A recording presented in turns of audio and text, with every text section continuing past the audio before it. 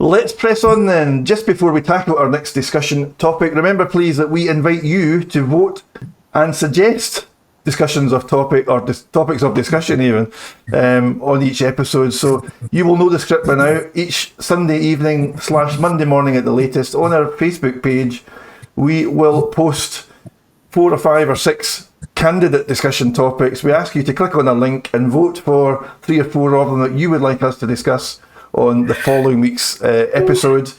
Feel free to comment under that same post or email us or messages or WhatsApp us if there is a particular topic of discussion that you would like us to pick up in a future episode. We are all ears and we're super keen to pick up your suggestions. Okay, to France Paul's Lap 2. This will sound like a no-brainer of a discussion topic, but I'm prepared to argue that now, much more than previously, any time that I can remember in my life, Speedway going lifetime, that the value of sponsorship to riders and clubs is much more needed, much more invaluable, and much more critical. Quite simply, gents, let's have a bit of a discussion about this, and I'll try and back up why I think that now is why now sponsorship is much more valuable, critical than it ever has been before. So be that from a rider's perspective or of course from a club's perspective, it's always been necessary, right? And Carol, you will know this perhaps better than the rest of us on this discussion.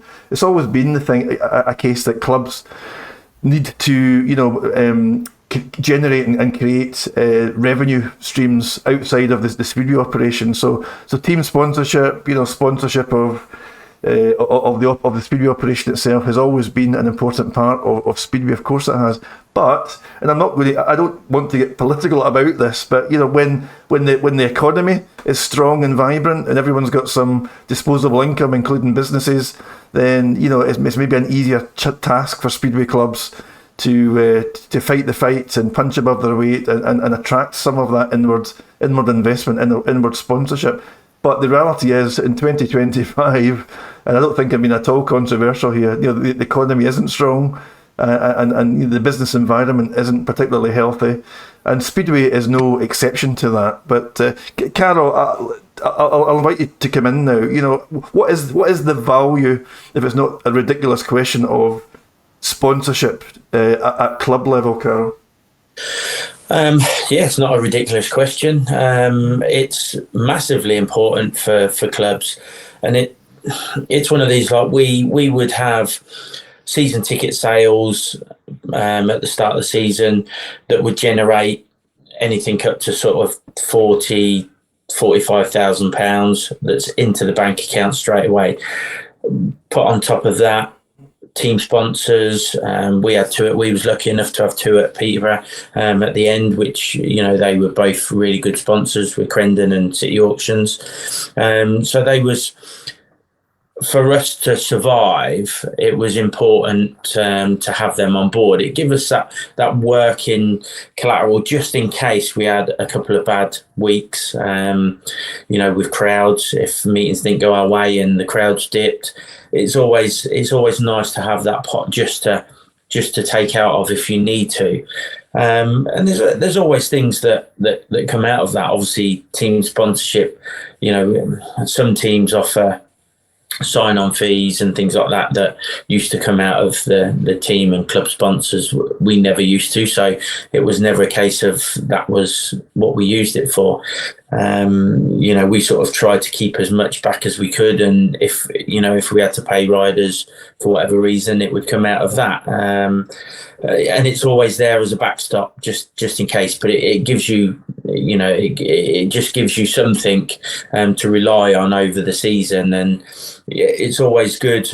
Our supporters were really good with season tickets. Like we was, huge with season tickets. I used to deal with the season tickets the last 3 or 4 seasons, so I see how much that increased. And and supporters were very good like that. And we used to have VIP as well, so it was slightly more expensive. And we used to have quite a few VIPs, and it all helps. Because it is very difficult, especially with a club like ourselves, like at Peterborough, that really the only money that we used to take was through the turnstiles. It wasn't through food, it wasn't through drink. Whereas, obviously it's different at Glasgow. The money through the bar is yours, the food is yours. So that all helps. Whereas we was basically just, people through the gate. That was our income. And that's something that obviously Speedway, I think, needs to look at. There's obviously other clubs in the same position as what we was. And, you need as much as you can coming through that gate. Nigel, I'm thinking back, team sponsorship, the sort of headline sponsor of Speedway clubs is typically the team sponsor. And I was thinking back, I do remember, and it was quite a thing at the time, 1978 or thereabouts. I remember Rye House being sponsored by Infradex. I still remember the sponsor's name because it was such a pivotal moment in the sport. Now, there may be some viewers out there might remind me that there was other clubs who had team sponsors before Rye House, but I can't remember any of them. But it's always been a thing, Nigel, and it's become an accepted target. So season on season, every Speedway club aspires to have a headline team sponsor. But to Carol's point, as Speedway has attempted to professionalise itself over the years, I know we've talked about that in previous episodes. More and more so. Beyond the team sponsorship itself, clubs now depend on, I think it's probably the reality, having a number of headline sponsors, Nigel. Yeah, well, of course they do, Derek. Yeah, I mean, like Carl said, you can't manage without the sponsorship. But it's not just us at Speedway, is it? Football desperately needs it. You see it on TV, don't you? Coronation Street, Emmerdale Farm, sponsored by whatever, whatever company or whatever. Everybody's on it, aren't they? Having some money to try and turn things around, make things work. And it's so vitally important to everything now is sponsorship, isn't it? But I do also think Speedway maybe sells itself a little bit short sometimes on that. I don't know. I think some of the sponsorships, I know of one, I'm not going to say who, unusual for me, I know. But I'm not going to say who it was. And he sponsored Stoke, so somebody might make their own mind up. But there wasn't a deal of anything come from it. But it sounded very grand, but it wasn't. And I think that was Stoke selling themselves too short. I know Stoke didn't have a lot of clout in them days by that time, but I think if you're not careful, Speedway can sell itself too short, especially in the Elite League or whatever you call it. It's on Sky Television. Look at the coverage they're having at the minute with the playoffs and everything. It costs thousands, doesn't it, to get coverage like that on an advert on TV or something? It costs thousands. Yeah. So the clubs have to be careful, I think, not to sell themselves too short, but they need everything they can get. But going back to what you said, Derek, about Infradex sponsoring Rye House, I remember that. Surely you remember the one before that, though, no?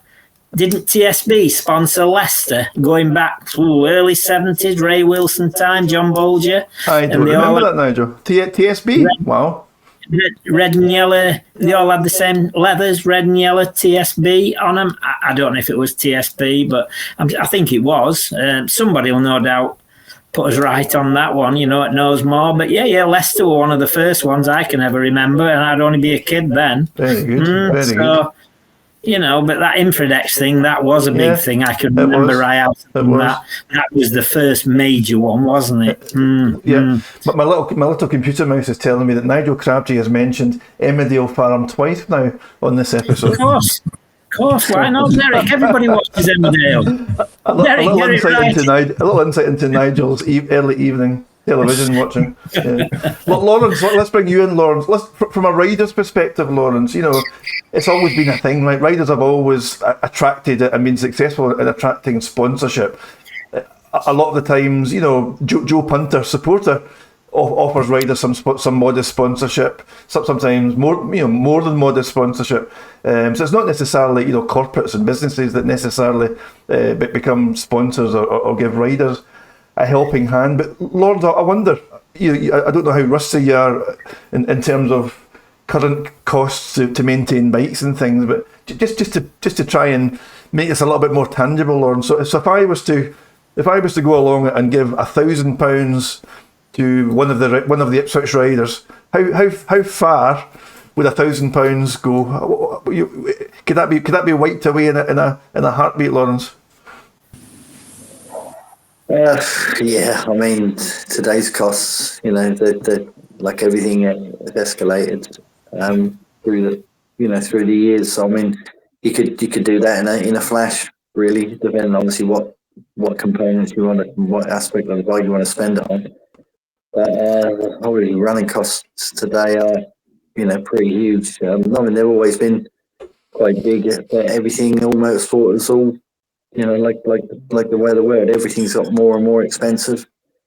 I mean, whatever it is to buy a speedway bike now, I don't know, about £8,000 or something like that. But motocross bikes, same, £8,000. And you can all the stuff you can throw out on engine rebuilds and all that sort of thing, and different part components for engines. Yeah, that can soon go. But I mean, all sort of sponsorship is vital for to riders. I mean, it's arguably a lot of people wouldn't compete without it. It's always been a crucial part of the sport, and as Carl outlined there with the club cost, that sort of thing. You can get a sort of perspective of the cost and how everything runs like that. But yeah, it's just essential now, more than ever, really, with the way the sport's going. We've got, on a broader aspect, we've got Birmingham dropping out, and there's a lot of discussions going to be had over the winter. I think race until 2024 and extended to 2025 for the league. I think that runs out, so we'll have to wait and see if that's renewed, because obviously it's going to be great for the whole sport of speedway to get a major, a big name sponsor. That Landon, something like that now would be brilliant. And we haven't got a TV deal as such at the moment. Exactly. I was thinking, Lawrence, on last week's episode, you remember we spoke about Speedway Futures Limited and / Harry Redknapp and all that stuff. And if that company, if that entity, that enterprise can actually land, some inward investment that benefits. The benefits British Speedway. I'd want all clubs to benefit from it. Right? There would be. Yeah, if we could have that big, with Harry Redknapp on board and there is a media company effectively with Chris, and that he's joining. So yes, it's all promoting the sport. So I mean, hopefully land a lot of other clubs. Rugby's did it, with the TV deals and that sort of thing, and how that transformed that. And it could really take hold. And now with this winter, it's really crucial. Of all winters, this is a real big one. With the talk about either in one league or not. Obviously, that's probably not going to happen. But and you know, Lawrence, we've known this. We've known this since early this year.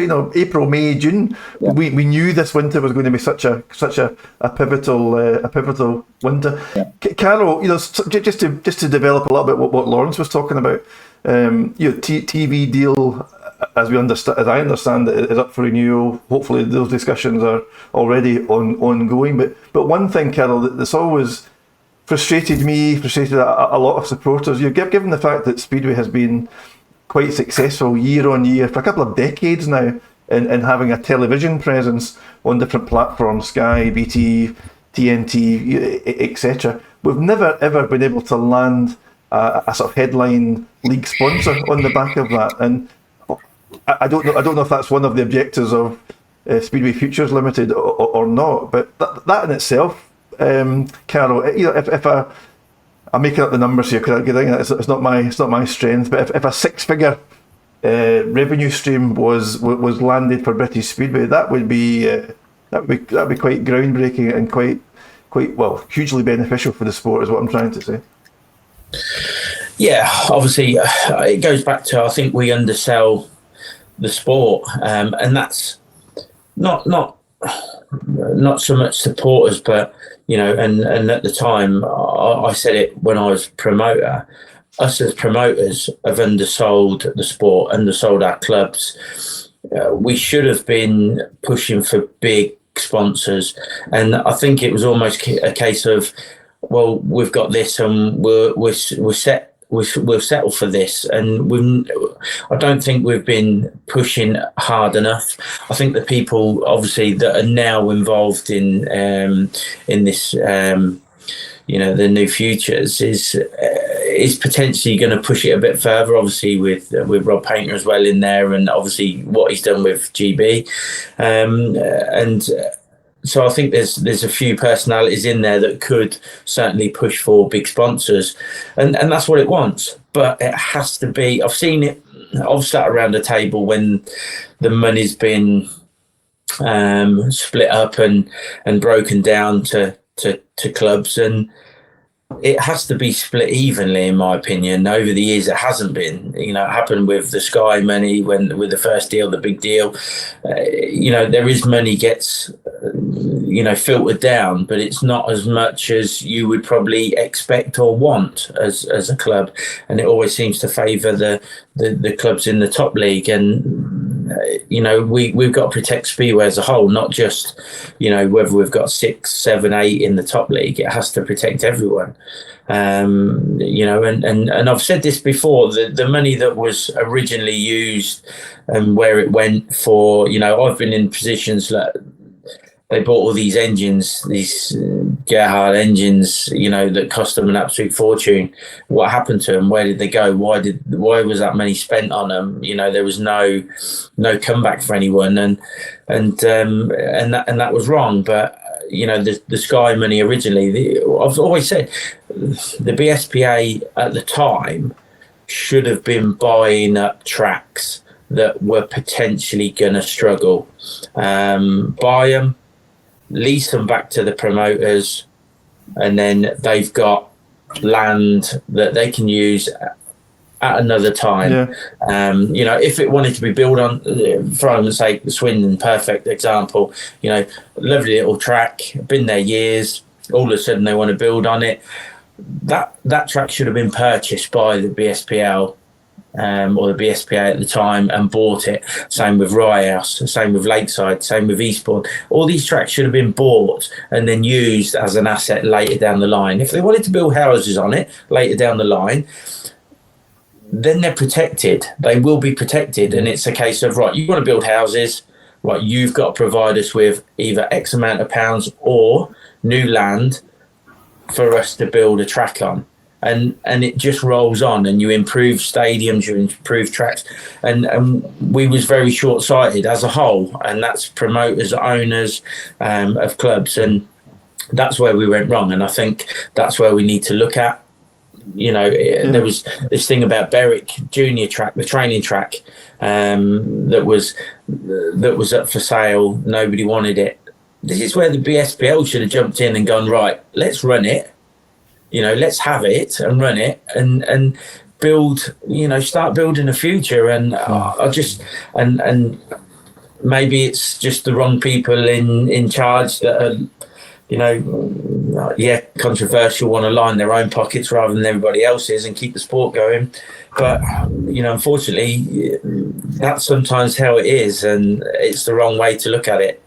And land value always tends to appreciate, Carol. So you would think it wouldn't be such a risky investment. Nigel, you mentioned earlier on about underselling itself. Carol's mentioned Speedway has a habit of underselling itself. We've talked on the previous episode, Nigel, you'll remember, about thinking and acting big in Speedway. Let's talk up the sport. Let's act and demonstrate that we're a serious professional sport and talk it up, because it's only by acting and talking big that you can expect people to respond to you in the same way, inclusive of attracting sponsorship. Nigel,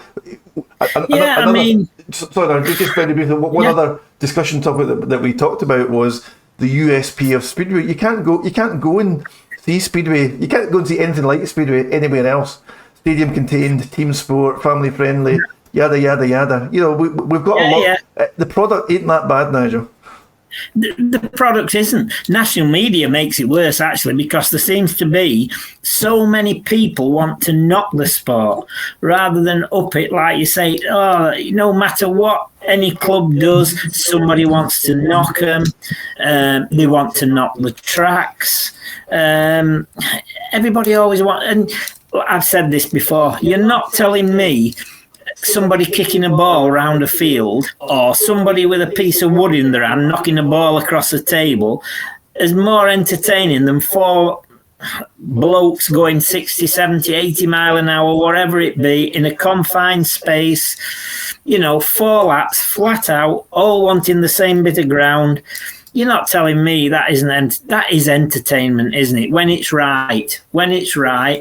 I don't know. It's just lost its way a little bit, hasn't it? I don't know why. I can remember a certain high-profile promoter many years ago. Well, I tell you, when Sky came involved and pumped a lot of money in, and that promoter, very respected promoter as well, said, "Whatever you do, don't give all the money to the riders." What did they do? They gave all the money to the riders, and then your costs started going up straight. I'm not saying riders don't deserve it. They deserve every penny they get, these lads. Yeah. But you cannot afford to give all that money away. Like Carl has said, some should have been held back for the future of Speedway. But the problem is, I don't know, some of these promoters, I do believe they're on a big ego trip. I do believe that. I mean, I keep banging on about Glasgow. I think that is an absolute superb setup. I wouldn't know your man that runs Glasgow if he walked in my house here. I don't know. I know the name, don't know anything else. He's not a man that puts himself to the front. But, the things he's done for that stadium up there, and it's them people we need. What's happening in football? All these billionaires coming into football. We need a few, like Glasgow men, coming into Speedway. He's taken over Glasgow, he's turned it round, transformed it, and what an absolute fabulous setup up there. Workington, I believe, is keeping Workington going to a degree, isn't he now? And again, Workington, great track, great setup, great racing. Fabulous, isn't it? So, it is getting there, I think. Redcar's another one. I think Scunthorpe's good racing. It is getting there with it, isn't it? It's just we need to get more bums on seats, whichever way we can. But talking of that, what is this thing what Harry Redknapp signed up for? What's this Speedway thing? I've never heard of it. This advertising thing. Never heard of it. What is it? I'm going to enjoy Carol or Lawrence explaining it to you. I have never heard of it. Never heard of it. I think basically it's like a kind of management company. So it's a limited company set up with the objective, as far as we understand it, to help to promote and source inward investment. And who runs it, Eric? Who runs it? Well, you need to watch last week's episode, Nigel. That's what you need to do. Right, sorry, did you talk about it? I didn't see it, Derek. Sorry, right, I will have a look. I didn't see Nigel was on holiday last week and he had better things to do than watching 360 Speedway. No, not really. I did keep an eye, but I never saw last week's, in all fairness. I didn't know you spoke about it, right. Have a look, Nigel, and if you've got any questions, we'll answer them next week, right? Yeah. I mean, it'd be interesting to know who is the head of it. I'd really like to know that, and that might tell you a little bit of something about it. I don't know. We've mentioned a couple of names in this section, but listen, I just want to close. I just want to close out this discussion topic. Lawrence, I'm going to bring you on this. So we've talked about the direction of travel of sponsorship that we've spoken about is inward to the sport. So riders being sponsored by supporters or businesses. Clubs being sponsored by businesses, right? So that's money coming into Speedway. I want to flip it a little bit, and Speedway will need to think about this. Conversely, why should a new to Speedway corporate invest in Speedway? Why should a business who's got no connection to Speedway, who's been courted by Speedway Futures Limited or Harry Redknapp, what's in it for them, Lawrence? Because we have to think about that and anticipate that we're going to have to resolve that for some prospective sponsors. For them, well, obviously you have to coverage. You need the coverage, but obviously, like we said before, the TV deal is crucial. Crucial there. If you can, put the product out to, the biggest number of people, you can broadcast it like that. Obviously, you've got a really wide fan base, and that's who you're selling to. So, it's difficult bringing new people on board. But it has been done in the past. People are completely, alien to Speedway, don't know anything about it. Of course. You're right. You're right, Lord. Television exposure would be one thing that the sport can dangle in front of people. But there's the family friendliness. There's the sort of cross demographic of support. There's lots of positives that the Speedway can articulate and present to prospective sponsors. Speedway's accessible, to the public. Unlike, say, footballers, they're not out of reach. The guys are there. They're approachable. They're, like you say, accessible to just normal people. I mean, we're all normal people at the end of the day, but we're not, Speedway rides are not really put up on a pedestal like, maybe the footballers are now. They're not completely out of reach. Exactly. Asking you, Dave, what made the Fichennas get involved with Glasgow? They'd never been involved in Speedway before, have they? Well, they were about 20 years ago. About 20 years ago, for one season, Allied Vehicles were the club sponsor of Glasgow Speedway. So they had an awareness of the Speedway. Their business is a few hundred yards away from the stadium. So they disappeared for a while then, and somebody got them back interested, didn't they? Yes, they had to. We had to. There had to be some courting. There had to be some. Some sort of re-engagement with them, and but Jerry and Peter and Michael Facena at the time, they're very experienced, competent business people, and they ventured into Speedway with their eyes open, is what I'm trying to say. Yeah. And they've been thank goodness that they did. Speedway, Thank goodness that they did. So listen, they've been fantastic. Sorry, Nigel. I say they've been great for Speedway as well, Absolutely. not just Glasgow. For British Speedway, they've been absolutely great. Yeah. So there you are, 360 Speed. A bit of a round the houses on sponsorship, and I think given a number of the factors that we've touched on in this discussion, I feel vindicated in suggesting that now more than ever, inward sponsorship, inward investment into Speedway is a necessity, both for riders, because it's an expensive sport to participate in, and of course for clubs, just to try and offset some of the extensive everyday operating costs that Speedway clubs have. If you've got any insight into anything that we've discussed, or you have thought of something that we didn't quite touch on, and you'd like to surface it with us, as ever, just get in touch, and we'll be delighted to correspond with you and maybe look back and have a bit more of a chat about it. Okay, make sure you stay tuned. Fans Pulse Lap 3, which is part 3 of episode 23, is on its way. It should auto-start if you're watching this in our YouTube channel. We will be discussing the extra playoff edge.